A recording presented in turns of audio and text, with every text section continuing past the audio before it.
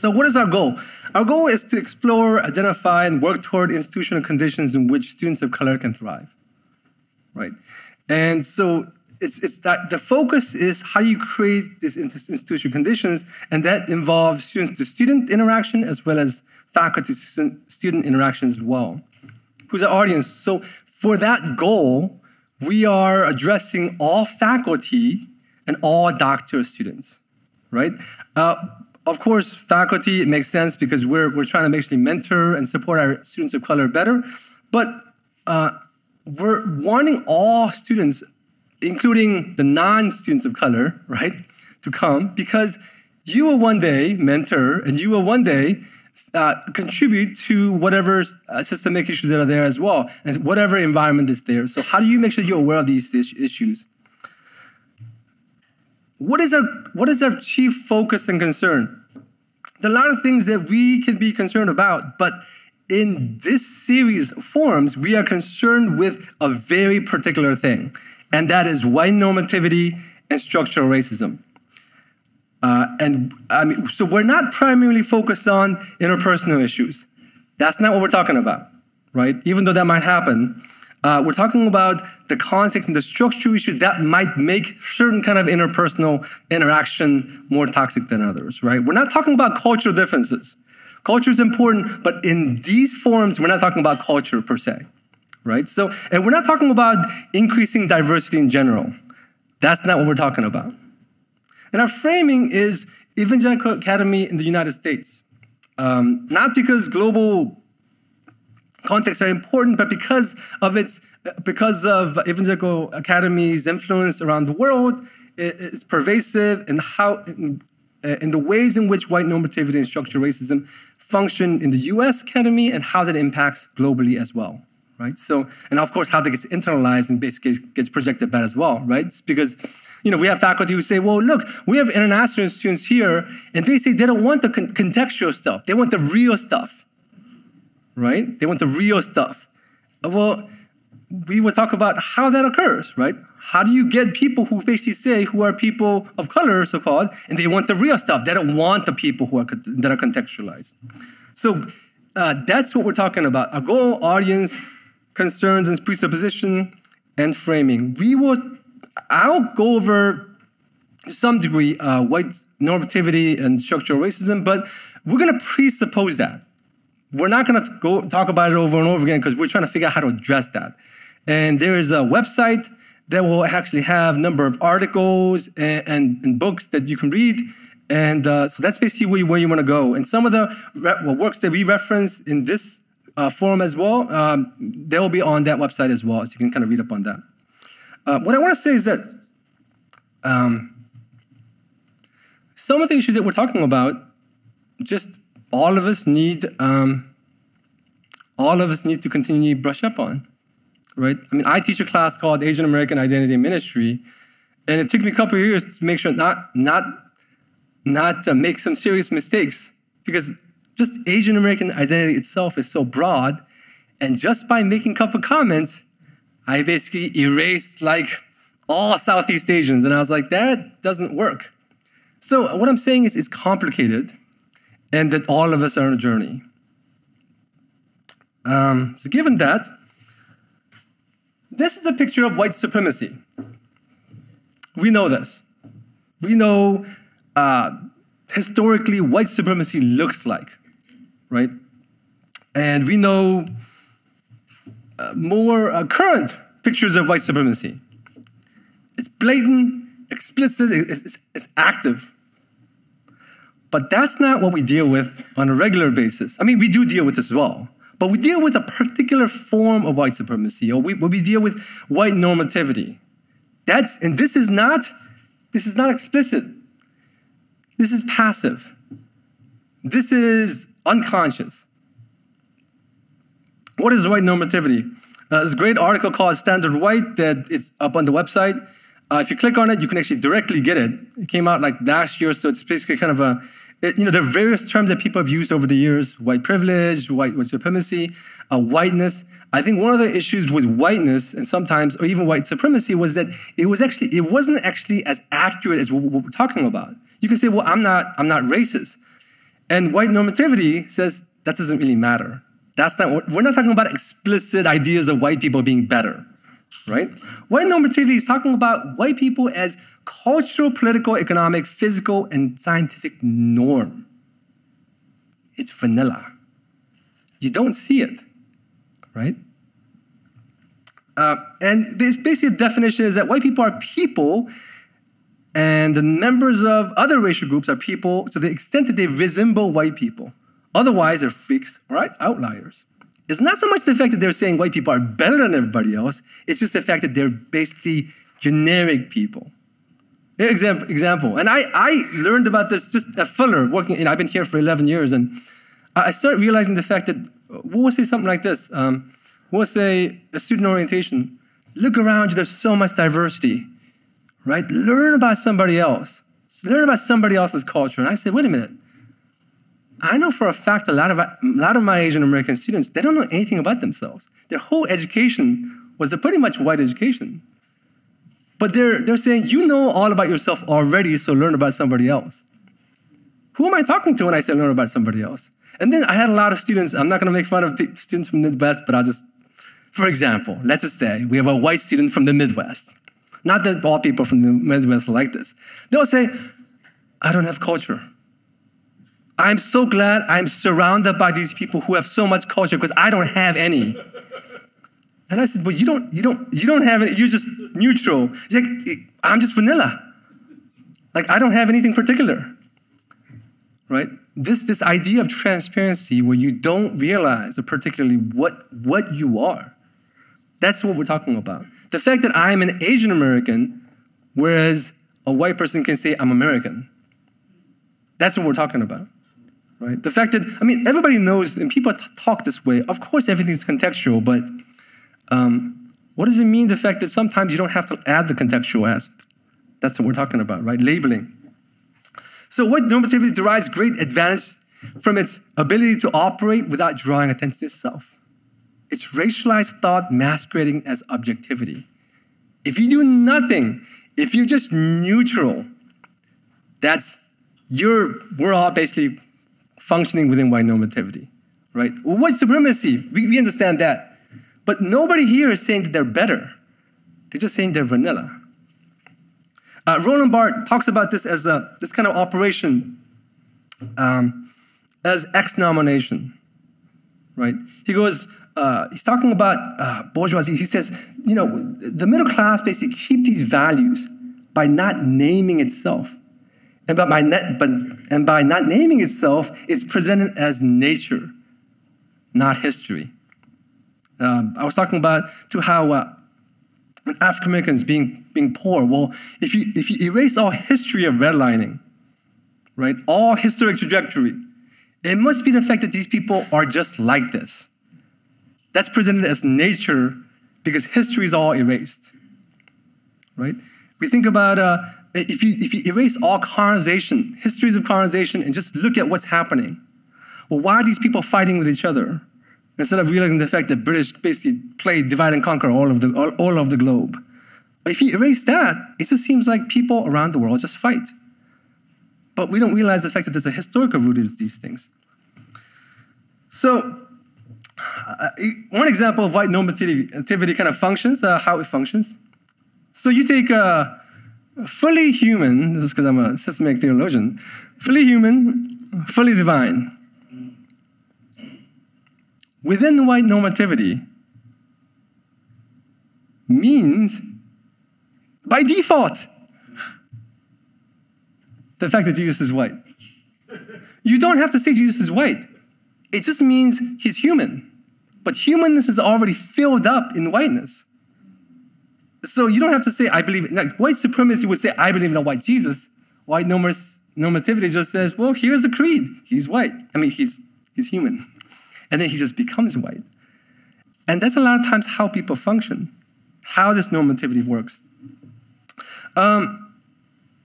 Dr. Amos Young kind of has described in one of his books, talking about evangelical's commitments. He talks about how evangelicalism often ends up being ahistorical in terms of its interpretation, in terms of how they do theology, acontextual, right? Acultural. It's almost as though we have this particular way of seeing a universalist way of thinking about scripture and theology. And these things, once again, because it makes all these specific historical dimensions of where we are invisible, white normativity ends up being rampant, right? And once again, nobody's doing anything. It's just purely passive. It's unconscious.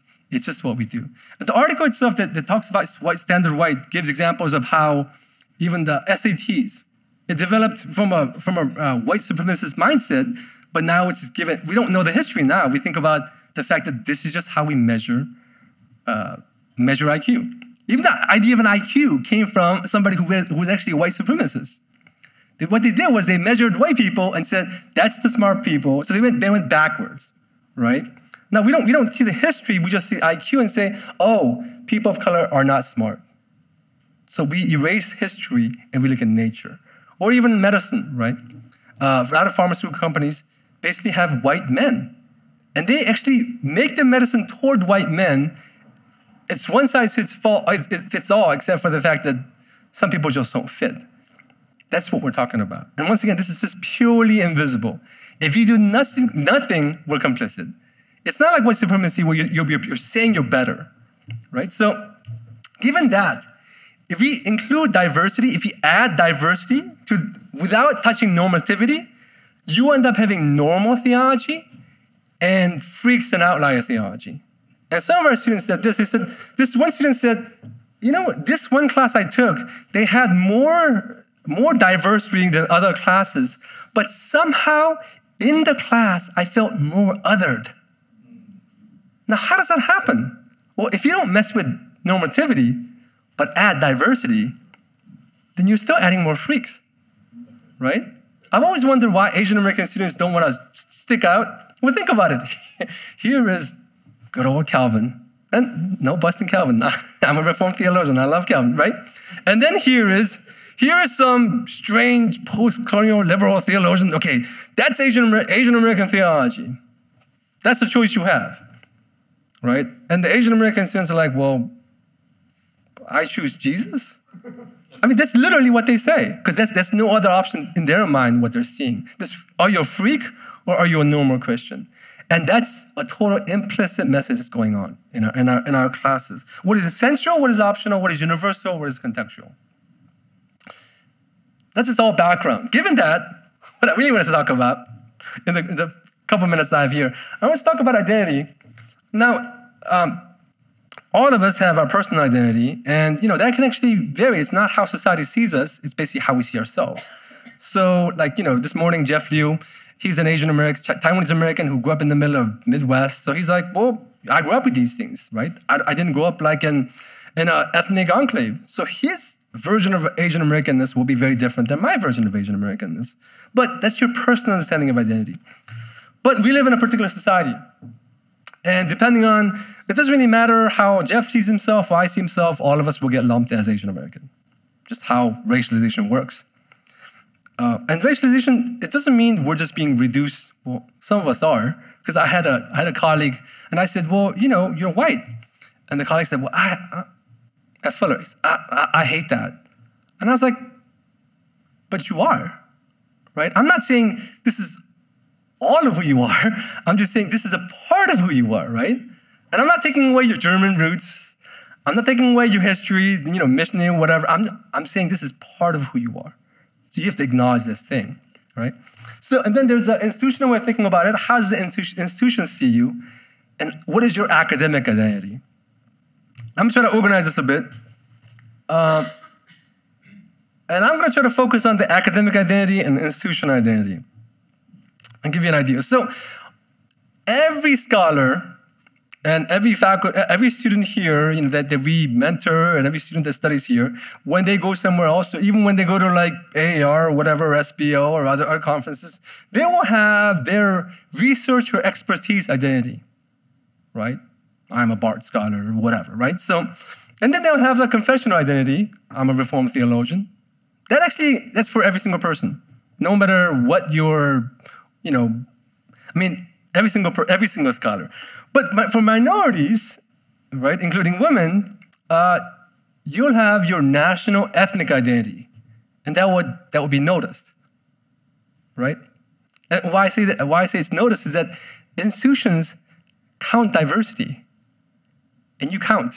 It doesn't matter how you see yourself. Or let's say if you're a woman, you don't have to do feminist theology. You count as a woman in the faculty. And to some degree, we're not saying every woman should be feminist theologian, or are we saying that every African American has to do black theology, right? To some degree, we want some flexibility because that's kind of like a stereotyping box that we don't want. But what I'm saying is, your racial identity is perceived whether you want to or not, and you count that way. So as an institution will say, oh, we have this kind of diversity in our faculty. Whether you do black theology or not, you are a black theologian in terms of how we think about diversity within the institution, right?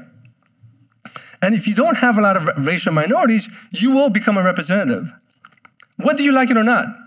And if you say, you know what, I'm an Asian American, but I just do Calvin, they'll be like, see, we have a good Asian American, right?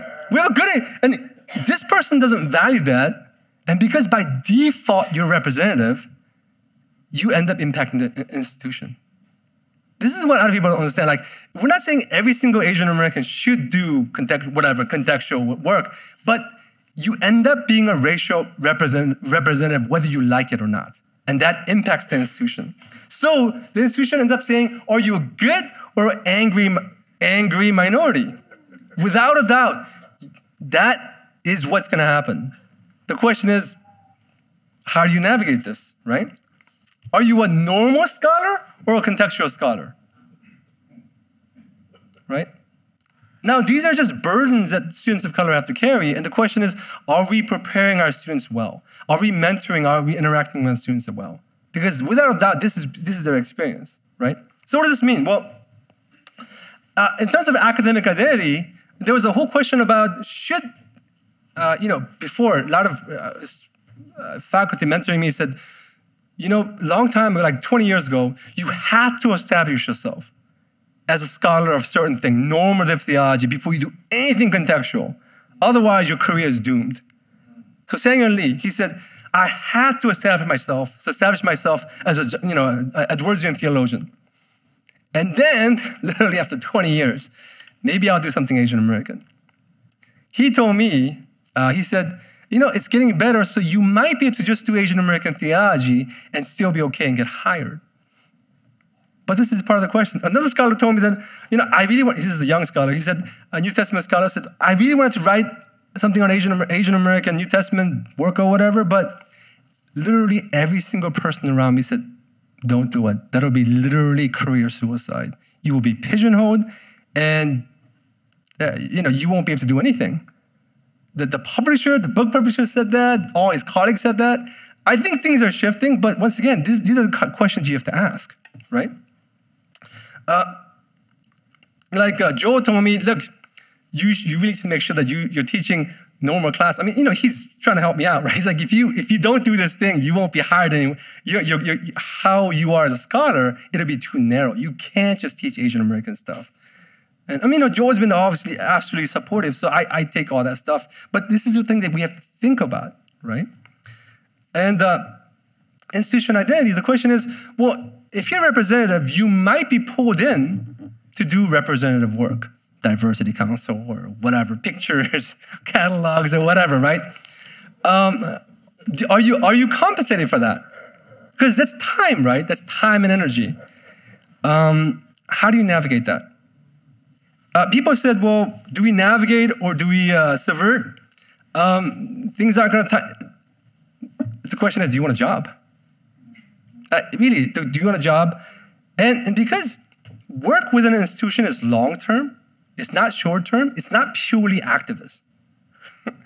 it's just not. Like, you can't pick it when you're literally in the institution, right? How do you navigate these powers? These are the questions, these are the kind of things that we have to think about and worry about and also be aware of as we interact with our colleagues, as we actually interact with students. So this is basically where I end my part.